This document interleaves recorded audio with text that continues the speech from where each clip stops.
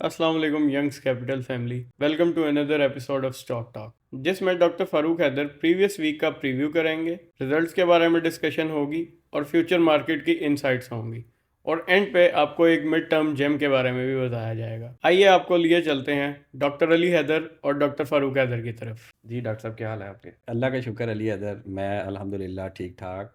आप सुनाएं। अल्हम्दुलिल्लाह ठीक ठाक। लास्ट वीक की बात करें तो मार्केट ने अपना बुलिश ट्रेंड कंटिन्यू रखा, जैसे आपने लास्ट वीक प्रिडिक्ट भी किया था। मार्केट में लास्ट वीक से अब तक 7,000 से ज़्यादा पॉइंट्स का इजाफा देखा गया है। इसकी क्या वजह है? जिस सेक्टर ने सबसे ज़्यादा कंट्रीब्यूट किया वो कौन सा सेक्टर है? उसकी क्या रीज़न थी परफॉर्म करने की? लास्ट वीक के बुलिश मोमेंटम को मार्केट ने कंटिन्यू किया, और ये सिर्फ मैंने नहीं, सब एनालिस्ट प्रेडिक्ट कर रहे थे ऑन फंडामेंटल बेसिस। लेकिन इस वीक जो स्पेसिफिकली कंट्रीब्यूटर रहा वो आपका बैंकिंग सेक्टर रहा। मैंने पहले भी बताया था कि पूरी स्टॉक एक्सचेंज का 25% of free float banking sector के पास है, और ये 25% के फ्री फ्लोट पे अभी अ डे बिफोर अगर आप थर्सडे की मार्केट देखें तो मार्केट 27-2800 पॉइंट पॉजिटिव थी, जिसमें 2300 पॉइंट्स सिर्फ बैंकिंग सेक्टर के थे। और ये बड़ा रेयर फिनमिना था कि बैंकिंग सेक्टर में हमने अरसे बाद ऐसी रैली देखी इन अ सिंगल डे। इसकी मेन वजह जो हो सकती है, एक तो मार्केट ने अपने आप को री रेट करना था, ख़ासतौर पे बैंकिंग सेक्टर ने, क्योंकि बैंकिंग सेक्टर की जो सबसे क्रिटिकल रेशो होती है वो रेशो है price to book value. Price to book value अमूमन बैंक 1+ की प्राइस टू बुक वैल्यू पे होते हैं, लेकिन national bank, Meezan bank, bank Islami ये नीचे थे। दूसरी चीज़ ये है silent beneficiary of circular date. जब सर्कुलर डेट साइन हो गया, अब इस बात को समझें कि सर्कुलर डेट साइन हुआ है तो बैंक्स इसके बेनिफिशियरी बन चुके हैं। अब ये कब मिलेगा आपके पावर प्लांट्स को पैसे, और कब मिलेंगे आपके एक्सप्लोरेशन कंपनीज को, अभी उन्होंने बनना है। तो एक ये ड्रास्टिक फंडामेंटल चेंज है सर्कुलर डेट की न्यूज़ का इफ़ेक्ट जो बैंकिंग सेक्टर पे आया है। तो मेरे ख्याल से बैंकिंग सेक्टर ने अच्छी रैली है, लेकिन मुझे लगता है कि बैंकिंग सेक्टर में भी एक पुल बैक आएगा, और वो पुल बैक हमारी हेल्दी करेक्शन का बाइस बनेगा, और जो ये एक यूजुअल फिनोमेना होगा। बैंकिंग सेक्टर में आपके ख्याल से अभी भी कुछ शेयर्स हैं जो अंडर वैल्यूड हैं?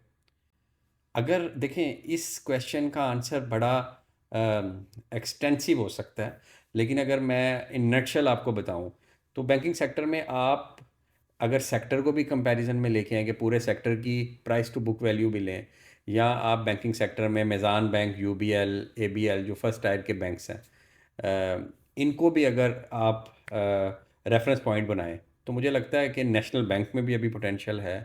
नेशनल बैंक के अलावा करंट फंडामेंटल्स पे अगर कंपैरिजन करें, नेशनल बैंक में भी पोटेंशियल है, बैंक ऑफ पंजाब में पोटेंशियल है, बैंक इस्लामी में अगर रेशोज़ वाइज और वैल्यूएशन वाइज देखें तो मुझे लगता है बैंक इस्लामी में भी 50 से 60 के दरमियान का पोटेंशियल है करंट फंडामेंटल्स के साथ। बाकी जो स्मॉल बैंक्स हैं जैसे जेएस बैंक है, जैसे सुमित बैंक है, या जो बैंक मुकरमा अब बन चुका है, इनमें अभी पोटेंशियल मुझे लगता है कि आहिस्ता आहिस्ता होगा, कोई ड्रास्टिक चेंज नहीं आएगी। तो मुझे लगता है कि बैंक ऑफ पंजाब और नेशनल बैंक ऐसे दो बैंक हैं, और हबीब बैंक। जब भी आप याद रखिएगा पाकिस्तान में कभी भी कोई बैंक रिलेटेड गवर्नमेंट डील होगी ना, उसका सबसे बड़ा बेनिफिशरी नेशनल बैंक और हबीब बैंक होंगे। तो ये एक चीज़ को आपने रखना है। तो मुझे लगता है यही तीन चार, सारे ही अच्छा परफॉर्म करेंगे, लेकिन तीन चार ये ज़्यादा आउट परफॉर्म करेंगे बैंकिंग सेक्टर को। इन्वेस्टर का जो अब सबसे ज़्यादा पूछे जाने वाला क्वेश्चन है वो ये है कि अब हम बैंकिंग सेक्टर में एंट्री न्यू ले सकते हैं, और आपका टॉप पिक लॉन्ग टर्म के लिए बैंकिंग सेक्टर में क्या होगी? देखें, सबसे पहले मैं उस इन्वेस्टर से ये पूछूंगा कि आप शॉर्ट टर्म के लिए आ रहे हैं, मिड टर्म के लिए आ रहे हैं, लॉन्ग टर्म के लिए आ रहे हैं।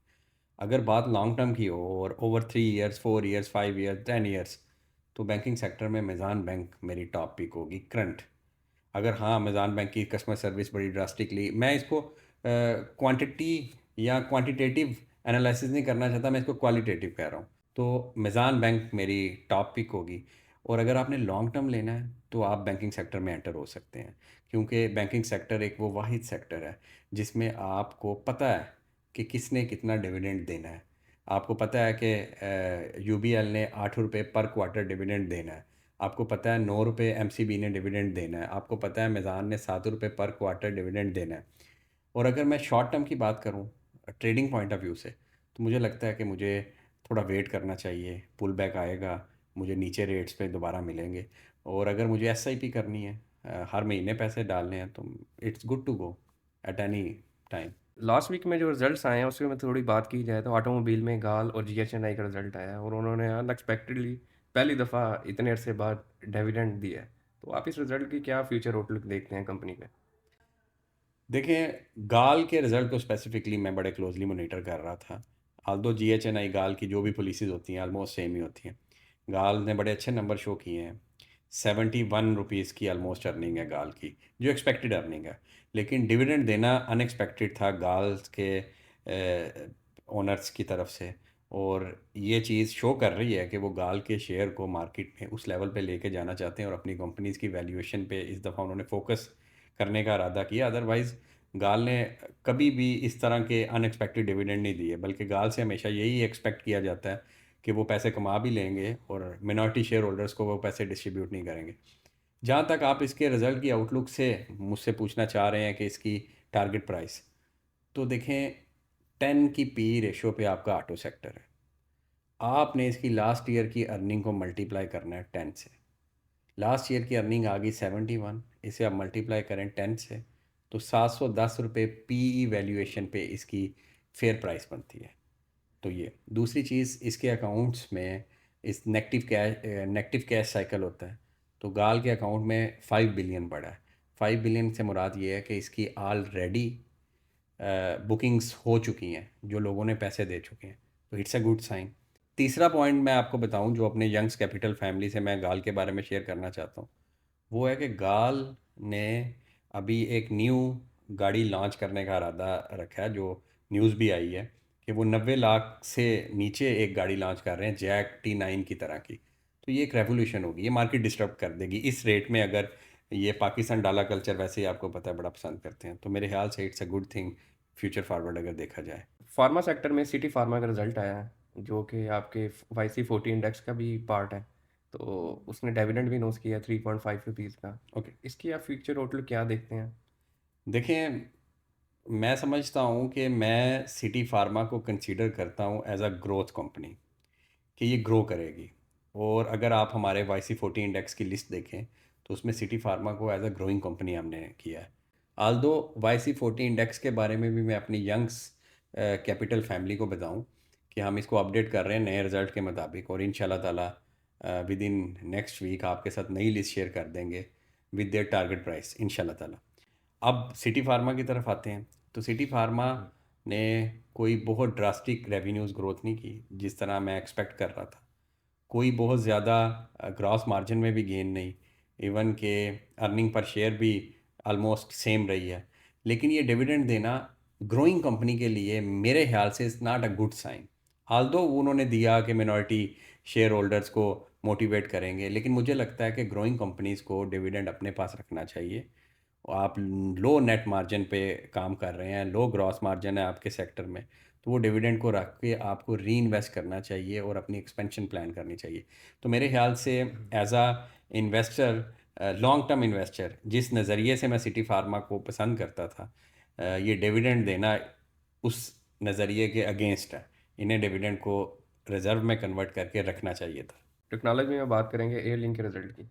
एयरलिंक ने भी 4.5 रुपीज़ का डिविडेंड अनाउंस किया है और कोई इनकी मटेरियल इन्फॉर्मेशन भी पिछले वीक आई थी क्योंकि एक्सपेंशन कर रहे हैं लाहौर में प्लांट में।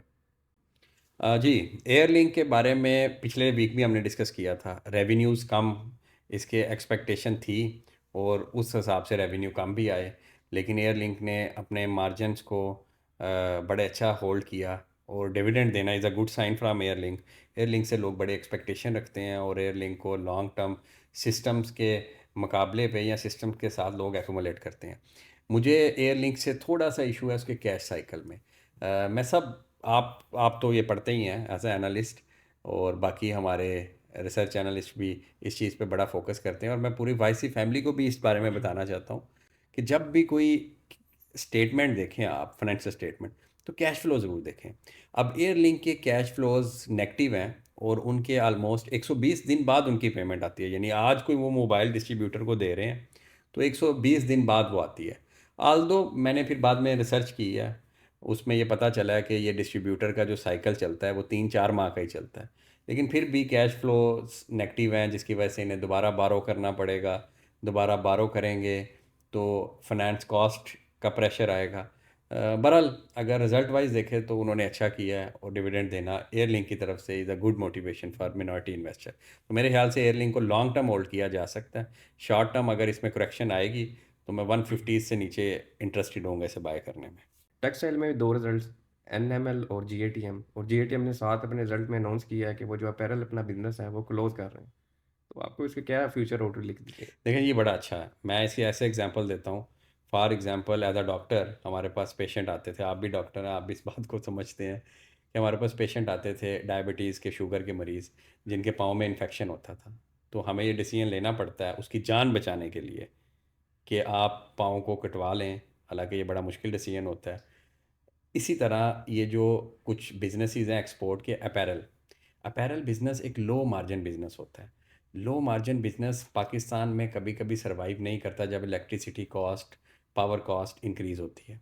तो जीएटीएम बड़े अरसे से अपने पैसों को इसमें इन्वेस्ट कर रहा था और कोशिश कर रहा था इसे पॉजिटिव करने की। सबसे ज़्यादा मार्जिन्स इसके इसी बिज़नेस में लग रहे थे, और मेरे ख्याल से बड़ा अच्छा डिसीजन किया मैनेजमेंट ने कि उन्होंने अपैरल बिज़नेस को क्लोज़ कर दिया। अब वो सारे मार्जिन्स बच जाएंगे, और इंशाल्लाह ताला जीएटीएम का जो हमारा मिड टर्म का टारगेट है 45 प्लस का, वो अब बड़ी जल्दी अचीव हो जाएगा। ये एक अच्छी पॉलिसी है, चाहे इसे लोग, बड़े लोग मैसेज कर रहे हैं जी shut down shut down, it's not a shut down, it's a good shut down. आपने एक लॉस मेकिंग एंटाइटी को बंद कर दिया, तो मेरे ख्याल से it's a good thing. Textile में दूसरी कंपनी एनएमएल, उसके बारे में थोड़ा बता दें। NML is a top pick for long term.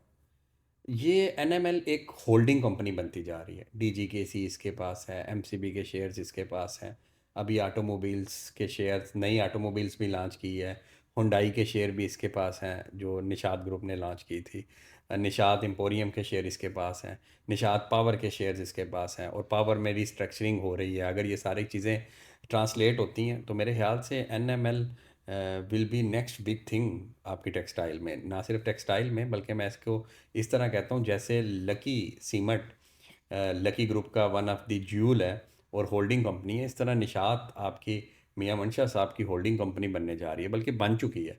और लॉन्ग टर्म मैं इसमें बड़ा स्कोप देखता हूँ, बल्कि मिड टर्म में भी मेरा टारगेट इज़ 220 फॉर एनएमएल इंशाल्लाह ताला। अपकमिंग रिजल्ट्स की बात की जाए तो फूड सेक्टर में बनीज का रिजल्ट आ रहा है नेक्स्ट वीक, उसके बारे में कुछ बताएं।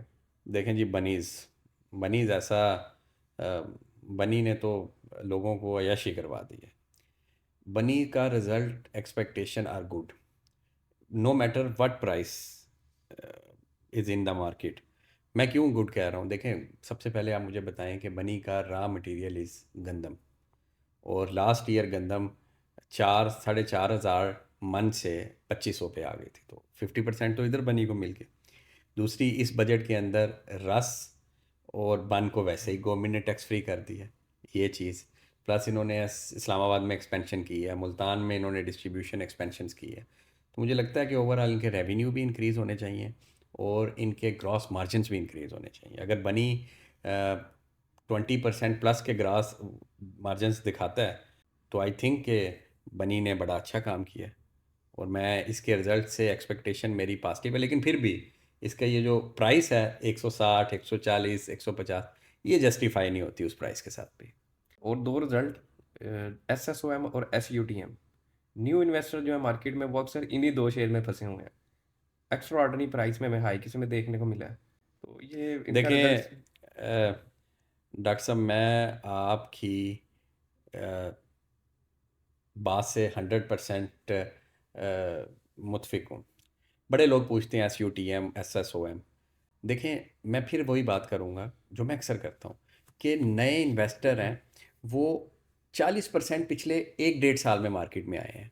अब उन 40% ने तो ये देखा कि ये रैली, ये एस यू टी एम, गाटी, एल पी जी एल, डैग, डी डबल ए जी, ये लो फ्री फ्लोट वाले शेयर हैं। 2, 3, 4, 5 करोड़ शेयर होते हैं, लोग पहले ही उठा लेते हैं, गर्मियों में उठा लेते हैं, फिर आहिस्ता आहिस्ता आहिस्ता उसका रेट मैनिपुलेट करके ऊपर लेके जाते हैं।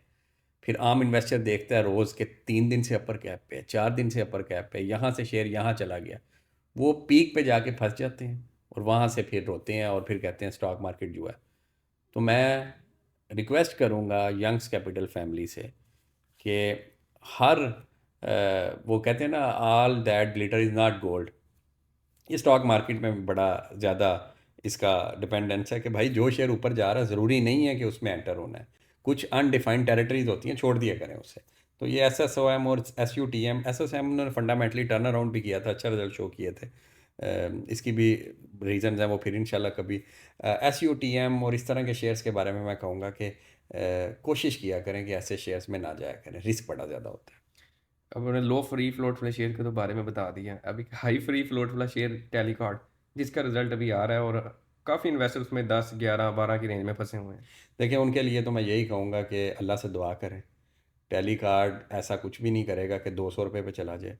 96% का फ्री फ्लोट है। आप बताया करें इन्हें कि 96% फ्री फ्लोट का मतलब है कि 96% कंपनी पब्लिक के पास है और 4% ओनर्स ने रखी है, बल्कि 96 से भी ज़्यादा है इसका। 99 है शायद। 99%। और इसकी प्रोडक्ट है क्या है? टेलीकार्ड की प्रोडक्ट तो मुझे भी आज तक नहीं पता चली। आप शायद कोई कमेंट में लिख के बता दें हमें टेलीकार्ड की क्या प्रोडक्ट है और टेलीकार्ड की क्या। बस ये ब्रोकर फेवरेट है क्योंकि छोटा शेयर है, वॉल्यूम चर्न करेगा और ये। और जब हम एक माह बाद जब आप ब्रोकर बनेंगे तो मुझे लगता है आप भी लोगों को यही कह रहे होंगे कि टैली खरीदें, लाओ माल टैली, लाओ माल WTL। लेकिन मैं तो कहूँगा इससे बच के रहिएगा। बिल्कुल ठीक है। लास्ट वीक जो है 3 फंडामेंटली स्ट्रॉन्ग शेयर, लोग अब पूछ रहे हैं हम फंडामेंटली स्ट्रॉन्ग शेयर में एंट्री लें या ना लें। मारी, BOP और नेशनल बैंक। देखें, मैं लोगों को ये कहूँगा कि पहले ये सोचें कि एंट्री लेनी कितने देर की है। अगर आपने परसों रात तक लेनी है या 4 दिन के लिए लेनी है, 10 दिन के लिए लेनी है, फिर भाई बच जाए। फिर आप बच जाएंगे, फिर कहेंगे डॉक्टर साहब ने फंसा दिया, उसने फंसा दिया। अगर आपने लेने हैं साल के लिए, 2 साल के लिए, 3 साल के लिए, तो हमारी 900 पे भी चला जाए एंट्री ले लें। नेशनल बैंक 250 पे भी चला जाए एंट्री ले लें। बैंक ऑफ पंजाब 35 रुपये पे भी चला जाए एंट्री ले लें। बैंक ऑफ पंजाब और नेशनल बैंक में एक बड़ा फंडामेंटल चेंज है। वो फंडामेंटल चेंज ये है कि बैंक ऑफ पंजाब और नेशनल बैंक पहले एनुअल फाइनल डिविडेंड देते थे। इनके आर्टिकल ऑफ एसोसिएशन में, रूल्स एंड रेगुलेशन में, SCCP में लिखा हुआ था कि इन्होंने फाइनल डिविडेंड देना है। नेशनल बैंक ने भी, बैंक ऑफ पंजाब ने भी अपनी अपनी गवर्नमेंट से बात की। अब bank of Punjab interim dividend दे रहा है और नेशनल बैंक भी अब इंशाल्लाह ताला हर क्वार्टर में डिविडेंड देगा। और नेशनल बैंक से एक्सपेक्ट किया जा रहा है ये 25 रुपये डिविडेंड देगा। आप मुझे ये बताएं कि आपका 250 रुपये का अगर नेशनल बैंक शेयर हो जाए और 25 रुपये डिविडेंड दे दे, 10% डिविडेंड यील्ड। तो 10% डिविडेंड यील्ड वाले शेयर में तो वैल्यू इन्वेस्टर कूद के आता है। तो ये एक रीज़न है जिसकी वजह से इसकी डिमांड बड़ी बढ़ती जा रही है। और नेक्स्ट वीक आप मार्केट को कैसे प्रोजेक्ट करेंगे? देखिए, मुझे लगता है कि मार्केट को कंसोलिडेट करना चाहिए। जिस तरीके से मार्केट ऊपर जा रही है, मुझे लगता है मार्केट ग्रीड से यूफोरिया की तरफ जा रही है। अनबिलीवेबल वॉल्यूम्स, मेरी नज़र ना लग जाए, लेकिन माशाल्लाह 1 बिलियन के नंबर्स को हम रोज़ क्रॉस कर रहे हैं, बल्कि 150 के बिलियन के नंबर को क्रॉस किया। मार्केट की ना 4 फेजेस होती हैं। ये मैं YC फैमिली को चाहता हूँ कि वो इस चीज़ को दिमाग में रट लें। पहली फ़ेज़ है डिप्रेशन, दूसरी फेज़ है ऑप्टिमिज्म, इमोशनली और सेंटिमेंटली बता रहा हूँ। तीसरी फेज़ है ग्रीड, चौथी फेज़ है यूफोरिया। ग्रीड लालच, तो हम डिप्रेशन से ऑप्टिमिज्म, ऑप्टिमिज्म से ग्रीड में है। अगर यहाँ से मार्केट ऊपर जाती रही और 185 को टच कर दिया या 175 जहाँ से, तो मार्केट यूफोरिया में चली जाएगी। जब यूफोरिया में जाते हैं ना, तो ये वो फेज़ है जहाँ हलाल हराम की तमीज़ ख़त्म हो जाती है। जहाँ ये होता है कि आज पैसे डाले, कल निकल गए। जैसे आज हर कोई एनालिस्ट है। आज आप किसी को कहें यार मैं ये कहना चाह रहा हूँ कि तुम इसमें लो, वो कहेगा आपको क्या पता है, मैंने ये शेयर लिया है और मैं ये मशरूम ग्रोथ है। तो मार्केट ग्रीड से यूफोरिया में जा रही है। मार्केट अभी अगर कंसोलिडेट करे कुछ देर, कोई महीना, कोई 2 हफ्ते, कोई 3 हफ्ते, इसी रेंज में 2-4 हज़ार पॉइंट्स के दरमियान खेले, तो इट्स अ गुड साइन।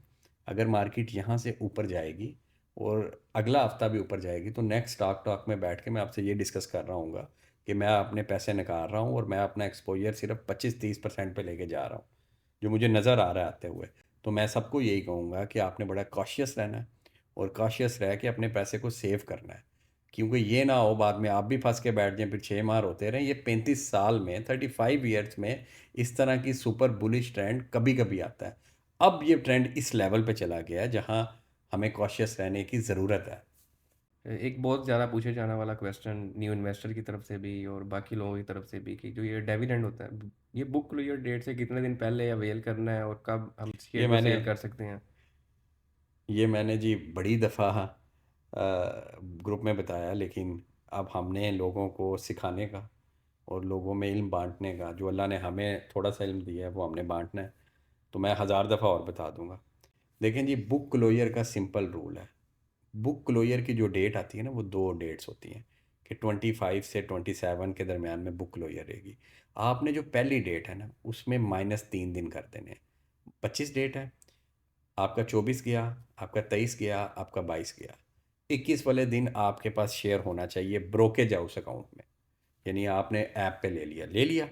22 वाले दिन आपके शेयर के आगे लिखा आ जाएगा XD। जब XD लिखा आ जाएगा, फिर आप उसी दिन भी बेच देना अगले दिन, तो आपको डिविडेंड मिल जाएगा। Book closure -3 days is equal to आपको डिविडेंड मिल जाएगा। सिंपल बात है कि अगर किसी की बुक क्लोजर है, अच्छा इन 3 दिन के अंदर अगर हफ्ता इतवार आ रहा है ना, वो आपने काउंट नहीं करना, हॉलीडेज़ काउंट नहीं करनी। सिंपल रूल है।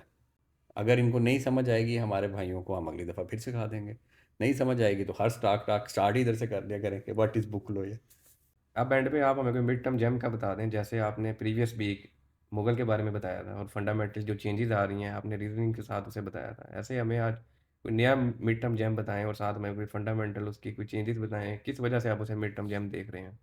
देखें जी, ऐसे तो आप हर हफ्ते एक जैम पूछते पूछते 10 हफ्तों में 10 जैम पूछ लेंगे, इतने तो मुझे भी नहीं पता होंगे। बहरहाल, एक कंपनी है पेल, पाक इलेक्ट्रॉन, वन ऑफ दी बेहतरीन कंपनी। इस पे मैं वीडियो भी बनाऊंगा, इस पे मैं मज़ीद रिसर्च कर रहा हूँ, मैनेजमेंट से बात कर रहा हूँ। भाई, इस कंपनी के रेवेन्यूज़ पिछले साल 58 बिलियन थे। इस दफ़ा 2 क्वार्टर्स में 48 बिलियन आ गए, यानी अगर 48 बिलियन ही और आता है तो इस दफ़ा हम 90 से 100 बिलियन के दरमियान में खड़े होंगे, 96 से 100 बिलियन के। पहली चीज़, रेवेन्यू इंक्रीज़ हो गया आपका। मार्जिन इसके 28% ग्रॉस मार्जिन चले गए हैं, जो इससे पहले 23-21 पे थे। That is the second good thing. Although अगर मैं इसके नेट मार्जिन की बात करूँ, वो 6-7-8% है, जो एक अच्छे मार्जिन है। प्लस पेल के दो प्रोडक्ट्स लाइन है, एक होम अप्लाइंसेस, एक पावर डिवीजन। पावर डिवीजन में ट्रांसफार्मर बनाते हैं, डिस्ट्रीब्यूशन ट्रांसफार्मर्स और पावर ट्रांसफार्मर, स्विच गियर्स बनाते हैं। उसके अलावा ये मीटर्स बनाते हैं, इलेक्ट्रिक मीटर्स। तो पावर में इनकी यूटिलाइजेशन कैपेसिटी, पिछले साल इन्होंने 8,000 की इनकी कैपेसिटी है, 3400 बनाए थे। इस दफ़ा अभी तक 4,000 प्लस हो गए हैं। प्लस सबसे बड़ी बात कि $40 मिलियन के आर्डर इन्होंने भेज दिए हैं दिसंबर तक। बाकी थोड़ी सी कंसाइनमेंट्स रह गई हैं, वो दिसंबर तक चले जाएंगे। और बाकी जो 10 मिलियन थे, वो भी ये कह रहे हैं कि हम सिक्योर कर लेंगे और हम टोटल $50 मिलियन से ऊपर के आर्डर्स भेज देंगे।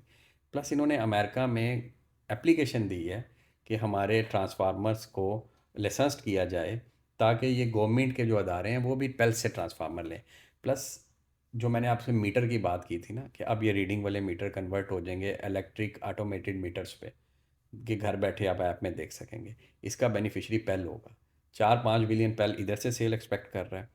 15 से 20 अरब रुपया ये एक्सपेक्ट कर रहा है एक्सपोर्ट से।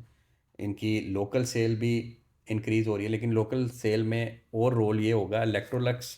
तो इलेक्ट्रोलक्स और पैनासोनिक की सेल, प्लस वो मीटर्स की सेल, प्लस वो एक्सपोर्ट की सेल, नेट मार्जिन की बेहतरी, प्लस अगर हिस्टोरिकली पेल की पी से भी कंपेयर किया जाए तो पेल इस टाइम 40% डिस्काउंट पे मिल रहा है। ये सारी चीज़ें मिला के मुझे लगता है कि पेल नेक्स्ट 6 to 8 मंथ्स में मैक्सिमम इंशाल्लाह ताला ये आपका 80 से 90 के दरमियान में कहीं खड़ा होगा। और अगर ये 90 को क्रॉस भी करता है तो इसमें हैरानी वाली बात नहीं है। तो लेना शुरू कर दें इसे आहिस्ता आहिस्ता। बेहतरीन फैमिली, सैगल फैमिली का शेयर है। तो मेरे ख्याल से गरीब वाल के बाद मैं अपनी मिड टर्म 10 to 20% होल्डिंग पेल में इंक्रीज़ करूँगा। प्लस आपका सबका फेवरेट ए के डी साहब ने 2 महीनों से 5-5% अपने फंड्स में पेल को इंक्लूड किया है। That is a good thing. और मैं अपनी वाईसी फैमिली से ये रिक्वेस्ट करूँगा कि आप कॉशियस होने का टाइम आ गया है। थोड़ा सा आपने कॉशियस रहना है। आपके पास दो वेपन्स हैं, एक आपके पास शेयर्स की फार्म में, एक कैश की फार्म में। तो ये वो टाइम है जहाँ आप अपना कैश ज़्यादा रखने लग जाएं और शेयर्स में प्रॉफिट टेकिंग करके कम कर लें, अगर आप स्विंग ट्रेडर या ट्रेडर हैं। अगर लॉन्ग टर्म है तो फिर छोड़ दें। तो वो जो कैश होगा वो एक बहुत अच्छी अपॉर्चुनिटी होगी आपके लिए। थैंक यू सो मच, अपना ख्याल रखिएगा।